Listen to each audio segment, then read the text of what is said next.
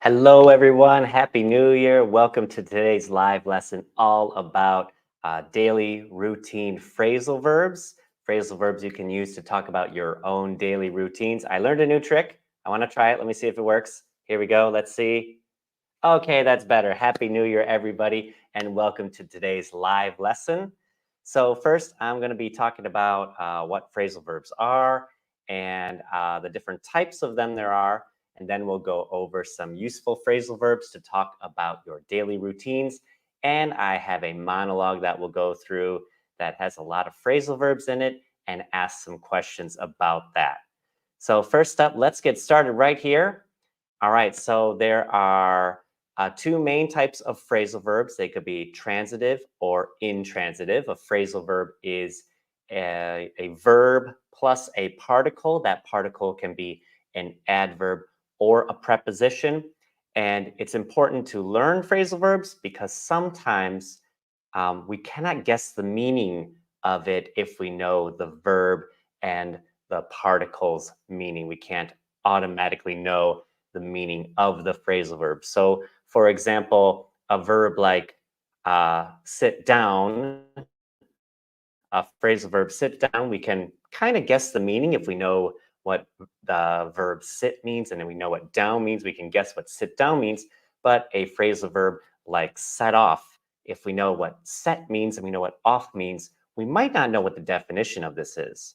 So a transitive phrasal verb needs an object after the phrasal verb, and an intransitive one requires no direct object. So transitive phrasal verbs include separable ones where we can separate the verb and the particle, and inseparable ones means the verb and the particle need to stay next to each other. So I have some examples here just to kind of illustrate this point. So an example of a separable phrasal verb is the phrasal verb take off. So in the past tense here, we have took off. I took off my shoes. And we can take our object, my shoes, and put it between the verb and the particle. So we could say, I took my shoes off, or we can use my shoes and turn it into a pronoun and say, I took them off. But if we use a pronoun, we cannot put it after the phrasal verb. So we couldn't say, I took off them. It's kind of a special little rule there. And an inseparable one are ones where the verb and the particle need to stay together. So you could say, I look after my brother, or I look after him, but we can't put my brother in the middle of the phrasal verb look after. We can't say, I look my brother after. It is an inseparable phrasal verb, means it needs to stay together, the verb and the particle. Oh, hello there. Welcome to the live show. And I'm going to get started now with a list of phrasal verbs that we commonly use to talk about our daily routines. If you have any questions, feel free to leave them in the chat as you are watching. So let me make this part bigger now.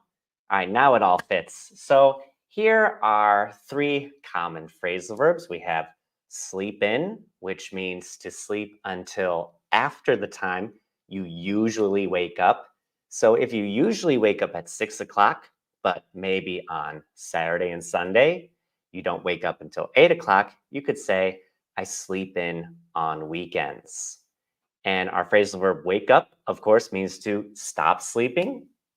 And get up is when you actually get out of bed. So you might say, I sleep in on the weekends and I don't wake up until 8:30, but I don't get out of bed until 9:30. Maybe you sit in bed and maybe daydream or scroll on your phone, but you're still in bed, so you haven't gotten up yet. So these are three common phrasal verbs about getting up and out of bed. And my next one's here.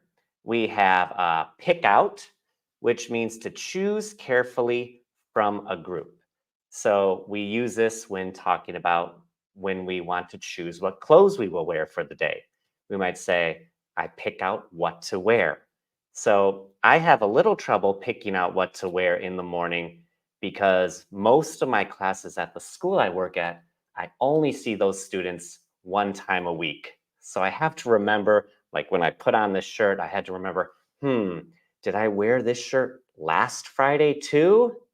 And if I can't remember, then I might end up wearing the same shirt for 2 class periods that I see that group in a row. And it might be a little embarrassing because they might think their teacher doesn't have many clothes. And my next one is put on. So to put on means to put an article of clothing or glasses or a watch on yourself. So in the morning, I put on my wedding ring and my watch before I leave the house. And to freshen up means to do something to make yourself cleaner or neater.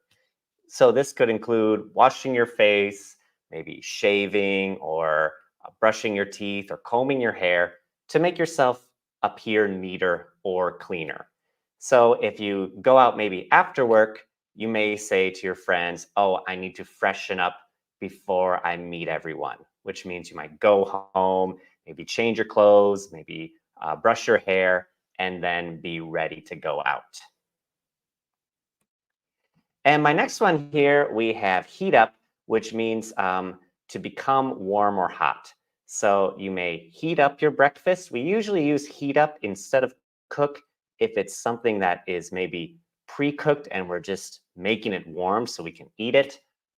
Or if it's something that doesn't require much effort, like heating up a bowl of oatmeal. And turn on is to activate by means of a tap, a switch, or a button. So in the morning, I turn on my coffee maker and brew some coffee. And turn on also has another definition. It can mean to arouse someone romantically or sexually.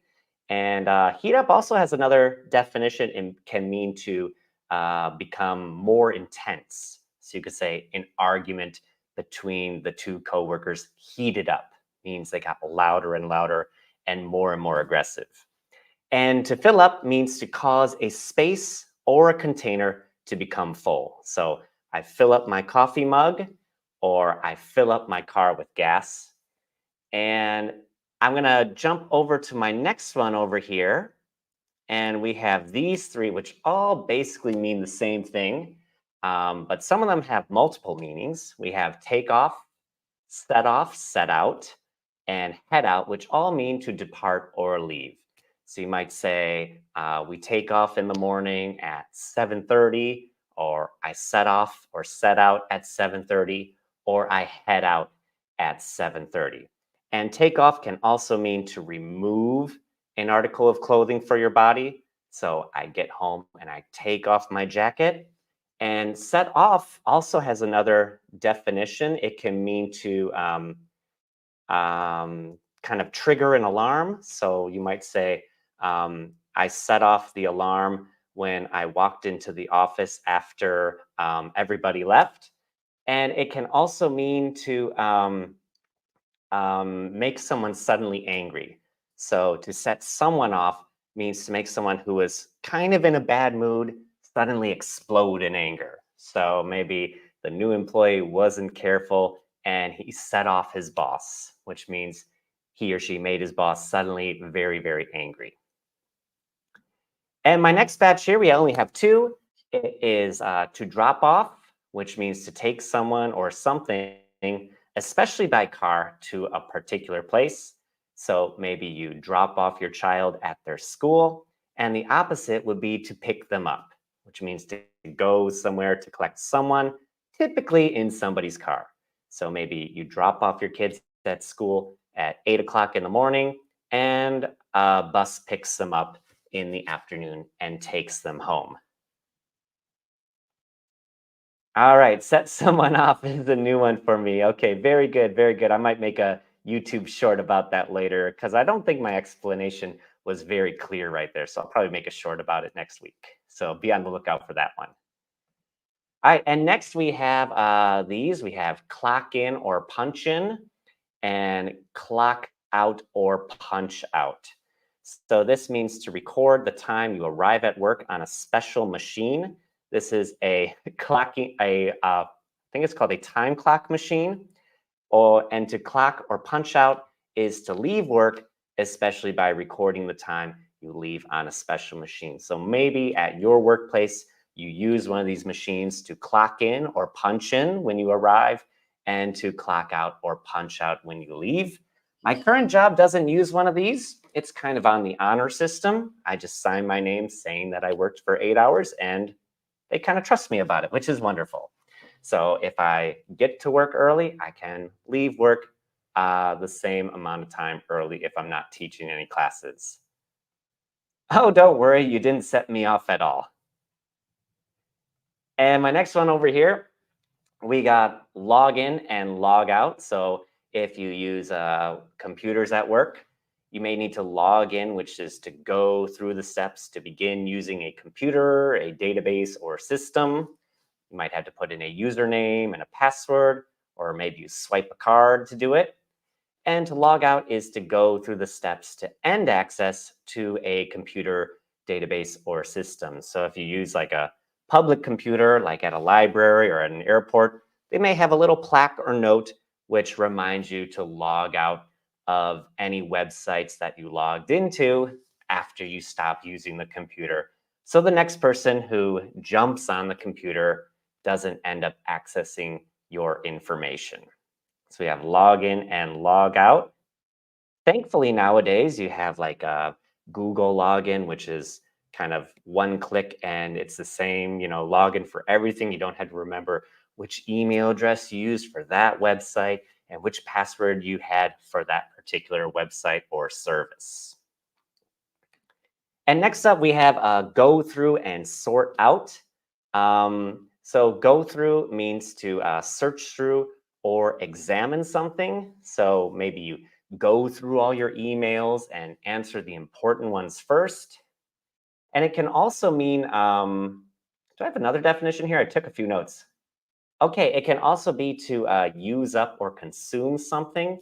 So I could say during New Year's, my children went through all the snacks in the house.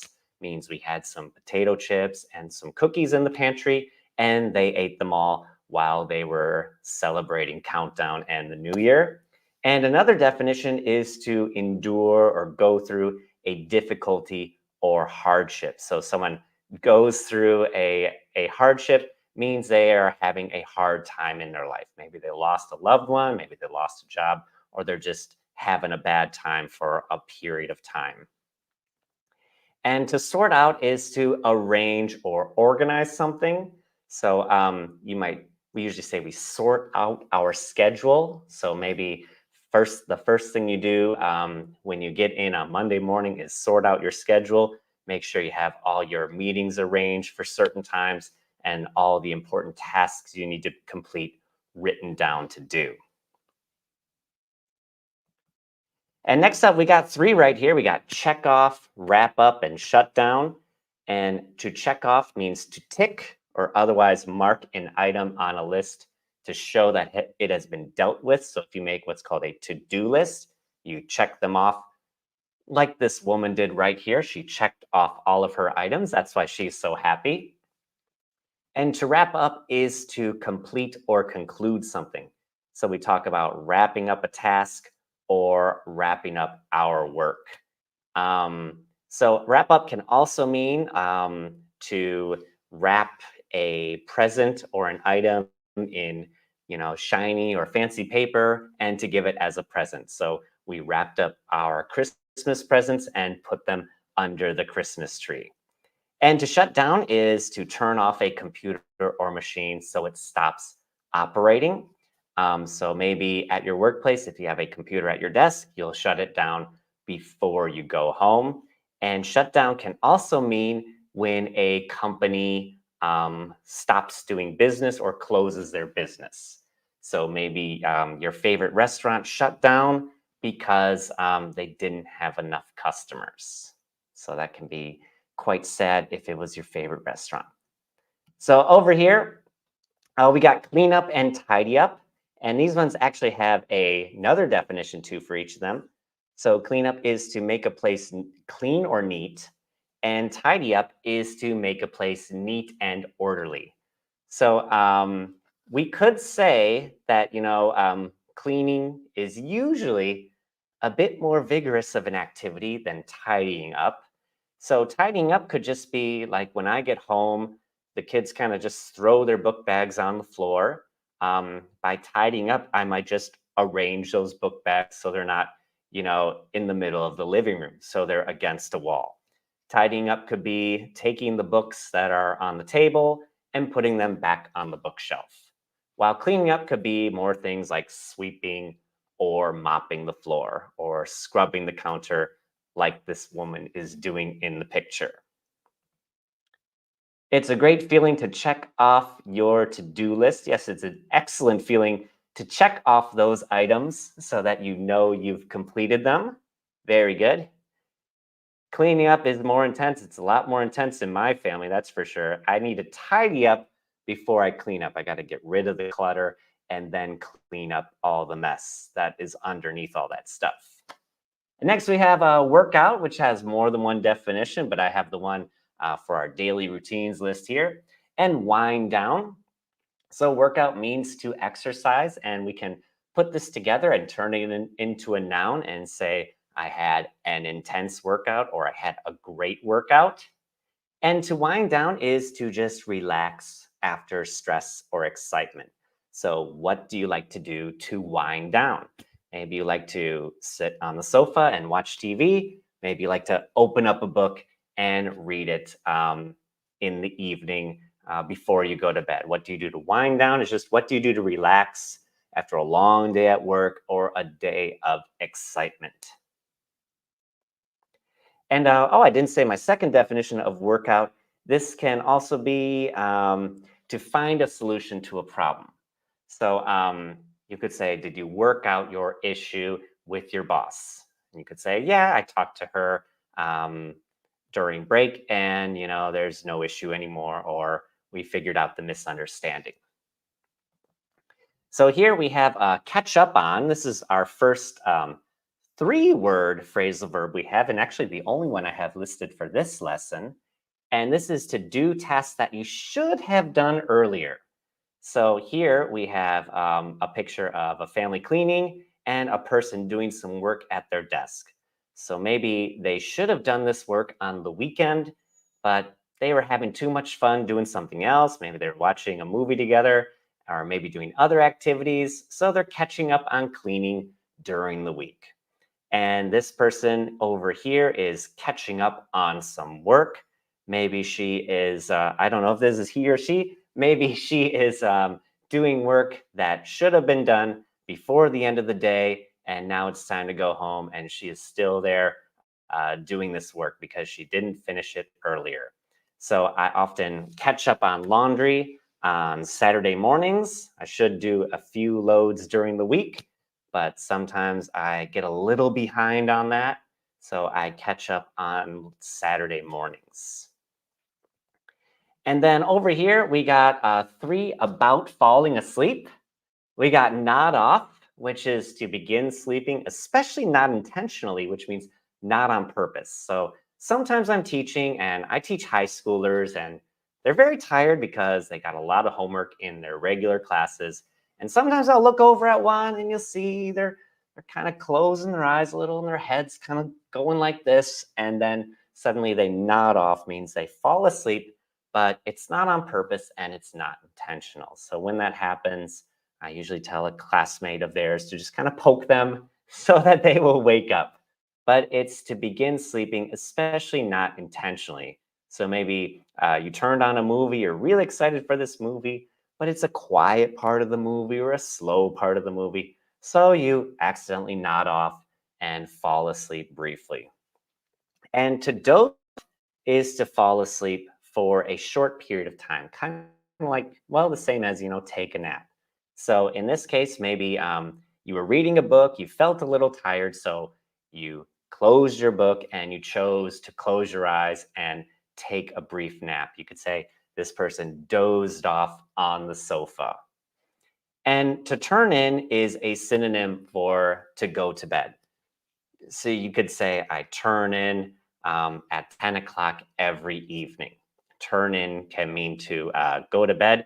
And it can also mean the more common definition of this is to submit an assignment or a report or a document. You say you turn in your homework at the start of class. All right, so these are my special phrasal verbs for today. And I will get into our daily routine monologue here. It's not a dialogue today, it's a monologue. All right, we got it hurts when someone nods off when they're watching a movie you really enjoy. It's kind of painful, especially if you suggest a movie to watch and the person next to you nods off and you feel bad, like maybe I chose a movie I shouldn't have chosen. And then you wonder if you should kind of like fill them in on the details they missed when they wake up, or just pretend like they didn't fall asleep during it. And people nod off when the lecture is boring. Well, I hope you guys aren't nodding off tonight. And here's the start of my monologue here. It's about a woman who works in an office. It says, I'm not a morning person, so I like to sleep in until about 7:30 before finally waking up. After waking up, I prepare breakfast for my daughter and myself and fill my travel mug with coffee. My daughter and I set off around 8 o'clock. I drop off my daughter at school around 8:15. Her first class doesn't start until 8:30. I typically clock in at the office at 9 o'clock. Once at my desk, I turn on my computer and log in. It takes a long time to go through the emails that were sent overnight from overseas clients. Lunch breaks are a chance to heat up some leftovers in the office microwave. Often, too many people need to heat up their food, so I just eat my lunch cold. Sometimes I nod off at my desk for a few minutes during a lunch break. As the day progresses, I respond to messages, attend meetings, go through reports, and check off from my to-do list. Check items off from my to-do list. Sorry about that, folks. I'll read that point again. I respond to messages, attend meetings, go through reports, and check items off from my to-do list. By the time the clock hits 5:30, it's time to punch out. Some days I end up staying a bit late to wrap up important tasks. On my way home, I pick up groceries for dinner and cook a simple meal for the family. To wind down after a long day, I usually work out at home. It helps me clear my mind. At night, I read a bit or catch up on a TV show before turning in. So here's my check for understanding questions. I got quite a few of them this time. So if you can't answer one of these, be sure to watch the replay. I'll put the chapter markers in a few minutes at the end. So what time does she typically wake up? What does she do on her way to work? What does she do once at her desk in the office? Why are there so many emails in the morning? What does she sometimes do during lunch breaks? What activities does she engage in as the day progresses at work? When does she usually leave the office? What does she do on her way home after work? How does she wind down? And what does she do at night before going to bed? All right, so let me check here. I'm going to check the chat real quick. We got doze off, take a nap. Yep, you can use doze off instead of take a nap. Doze off can be intentional or on purpose, unlike nod off. Nod off is on accident or unintentional, while doze off can be intentional. And I've also heard the phrasal verb set out. He had set out in a great hurry. Yes, set off or set out can mean to leave or depart. Excellent work there. All right, so thanks for coming, everyone. Next week, we're going to continue kind of having a lesson about phrasal verbs, and it's going to be about work and business phrasal verbs. So I hope you can come for that. Let me show you another new trick I learned. I'm going to give you 2 thumbs up, and oh wait, no, that's the one I showed at the beginning. Let me try this one. All right, it's like this. All right, there we go. It's the confetti dropping. All right, so thank you for joining me for the first live lesson of 2024. I look forward to hosting many more in the future. I hope all of you have a wonderful weekend, and I'll see you next week. See you in the future, everybody. Goodbye.